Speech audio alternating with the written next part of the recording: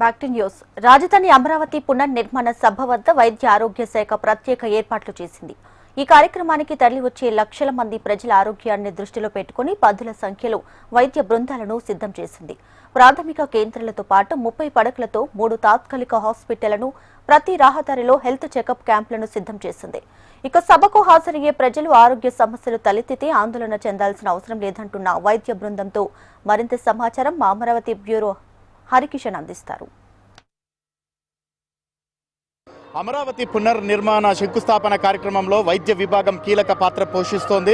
ముఖ్యంగా గుంటూరు అలాగే విజయవాడ పరిసర ప్రాంతాల్లో ఎండ ఎక్కువగా ఉండడం, అలాగే హీట్ వేవ్స్ ఉండడంతో పూర్తిగా అప్రమత్తమైంది. ఏకంగా 800 మందితో ప్రత్యేకంగా బృందాలను ఏర్పాటు చేసింది. ప్రధానంగా ప్రధాని సభ వద్ద కూడా 3 తాత్కాలిక హాస్పిటల్ను అయితే ఏర్పాటు చేసింది. 30 పడకలతో కూడినటువంటి హాస్పిటల్ను, అలాగే 1,00,000 ORS ప్యాకెట్లను కూడా సిద్ధం చేసింది. మరోవైపు ప్రధాని సభలో ప్రత్యేకంగా ప్రాథమిక చికిత్సా కేంద్రాలను కూడా ఏర్పాటు చేసింది. వాటితో పాటు ఇతర ప్రాంతాల్లో ఏదైతే రవాణా మార్గాలు ఉన్నాయో, రహదారులు ఉన్నాయో, ఈ ప్రాంతాలంతా కూడా ప్రాథమికంగా కేంద్రాలను ఏర్పాటు చేసి సూపర్ స్పెషాలిటీకి సంబంధించినటువంటి వైద్యులను, అలాగే పారామెడికల్ సిబ్బందిని కూడా పూర్తిగా అందుబాటులో ఉంచింది. ఎవరికైతే ఆరోగ్య సమస్యలు ఉంటాయో వారికి ఇమీడియట్గా చికిత్స అందించే విధంగా కూడా ఏర్పాటు చేసినారు. మరోపక్క 5 లక్షల మంది ఈ సభా ప్రాంగణానికి చేరుకుంటున్నటువంటి నేపథ్యంలో ఎవరికైనా తాత్కాలికంగా అంటే ఆరోగ్య సమస్యలు తలెత్తితే వారిని తాత్కాలికంగా ప్రథమ చికిత్సా కేంద్రంలో మొదటిగా చికిత్స అందించడం, అక్కడి నుంచి కూడా హాస్పిటల్స్ ఏవైతే తాత్కాలికంగా ఏర్పాటు చేశారో అక్కడికి తీసుకువెళ్ళడం, అక్కడి నుంచి కూడా పరిస్థితి విషమిస్తే అక్కడి నుంచి అంబులెన్స్లో కూడా హాస్పిటల్కు తరలించడం చేస్తున్నారు. ఇదే నేపథ్యంలో మరికొందరు వైద్య సిబ్బంది కూడా ఉన్నారు. ఎక్కడి నుంచి వచ్చారు, ఎటువంటి ఇన్స్ట్రక్షన్స్ వాళ్ళకి అధికారులు చేశారో వారిని కూడా కదిలించే ప్రయత్నం ఒకసారి చేద్దాం. చెప్పండి సార్, మీరు ఎక్కడి నుంచి వచ్చారు? మేము ఏరియా హాస్పిటల్ నరసరావుపేట అండి, పల్నాడు జిల్లా. మేము గత వారం రోజుల క్రితం నుంచి ఇక్కడ వైద్యశాఖ మంత్రివర్యులు మాకు ఇచ్చిన ఇన్స్ట్రక్షన్స్ ప్రకారం వారం నుంచి కసరత్తు జరుగుతుంది సార్. ఎనీ టైం ఎలాంటి ఎమర్జెన్సీ జరిగినా సరే ఇక్కడ మేము సిద్ధపరిచేటట్టు మమ్మల్ని అందరికీ శిక్షణ ఇచ్చారండి. వారం రోజుల నుంచి మేము శిక్షణ అయ్యాము. ఇవాళ ఉదయం 6 గంటల నుంచి మేము కార్యక్రమంలో నిమగ్నమై ఉన్నామండి. ఇక్కడ 28 టీములు ఉన్నాయండి టోటల్గా. ఎలాంటి విపత్తు జరిగినా, జరిగినా సరే వైద్య శాఖ విత్ మొత్తం మెడికల్ ఎక్విప్మెంట్తో సహా మేము సిద్ధంగా ఉన్నాము. మా టీము డాక్టర్స్, ల్యాబ్ టెక్నీషియన్స్ కానీ, స్టాఫ్ నర్సెస్ కానీ అందరూ ఈ ఆవిర్భావ సభకు వచ్చిన ప్రతి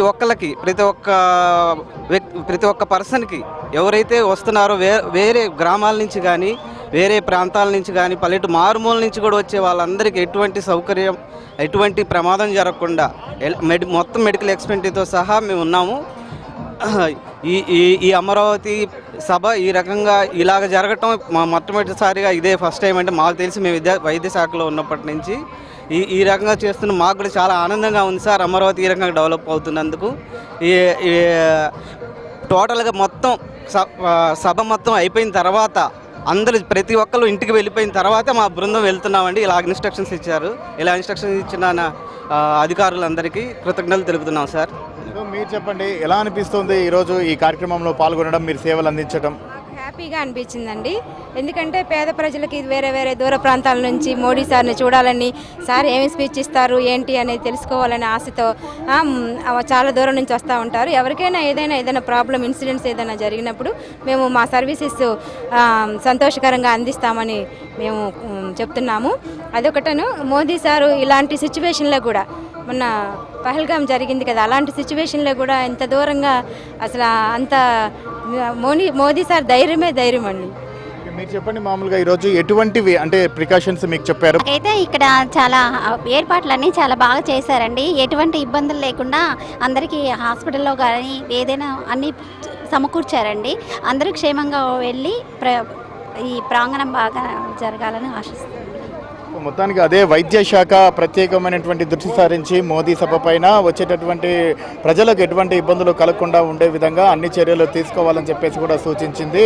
వైద్య శాఖ ప్రిన్సిపల్ సెక్రటరీ కృష్ణబాబు ఆధ్వర్యంలో ఈ బృందాలన్నీ కూడా పనిచేస్తున్నటువంటి పరిస్థితి కూడా ఉంది. ప్రధానంగా ఎండ వేడిమి నుంచి వడదెబ్బ తగలకుండా, అలాగే హీట్ వేవ్ తగలకుండా జాగ్రత్తలు తీసుకోవడంతో పాటు ఎవరికైనా ఇబ్బందులు తలెత్తితే వారికి ORS ప్యాకెట్స్ అందించడంతో పాటు మంచినీటిని ఎక్కువగా తీసుకోవాలని చెప్పేసి అవేర్నెస్ అవేర్నెస్ అయితే వీరు కలిగించనున్నారు. ఒకవేళ ఏదైనా మిగతా ఆరోగ్యపరమైనటువంటి సమస్యలు తలెత్తితే ఇమ్మీడియట్గా వారిని హాస్పిటల్కి తరలించేందుకు కూడా వైద్య బృందాలు అయితే సిద్ధంగా ఉన్నాయి. ఎవరు కూడా ఎటువంటి ఆందోళన చెందాల్సినటువంటి అవసరం లేదని చెప్తున్నటువంటి పరిస్థితి అయితే తాజాగా ఉంది. కెమెరామెన్ హరీష్తో హరికిషన్, విషయం టీవీ, అమరావతి.